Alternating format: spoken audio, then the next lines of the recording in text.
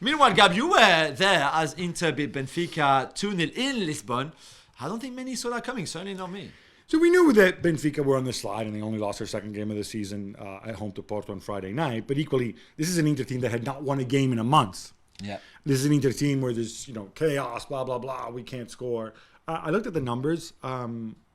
Inter's, I think it was the last 4 games, Inter XG were like 8, and they only scored 2 goals. Yeah. To me, that says we can all go and roast Lukaku for his bad finishing and blah, blah, blah. But to me, that says you're creating chances, you're playing well.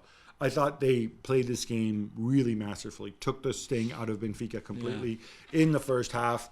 Barella coming up big, and more than that. That was the first shot on target, that first goal.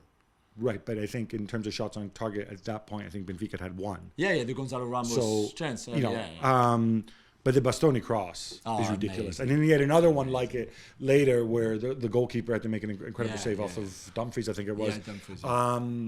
Bastoni, 6'5", incredible. running from the back, putting in those crosses on the fly. Incredible. It's just not supposed to happen. Yeah. But no, they're really, really well placed. And I'm happy for Simone Inzaghi because he's one of the good guys. And I'm happy. I have a column coming up where I basically argue that, this team with all the veteran free agents and, this team is a function of short-term thinking. This is a team that if they don't find $400 million, Jang isn't going to own the club anymore, in 13 months' time. However, so they're living in the moment. They're saying, no planning, nothing. Let's just make it work now. Let's enjoy the ride. And the Bros was doing Bros things, And by the way, Benfica, Roger Schmidt, okay, you're 1-0 down. It is over 2 legs. There's no away goals rule. He takes off a defensive midfielder, Florentino Luis, and he puts on a winger like David Neres. Now, I have no issue with David Neres coming on because this is a team which is very, very little pace. But why would you do that? Yeah, well, it was weird. You did that in a one-off game. Yeah.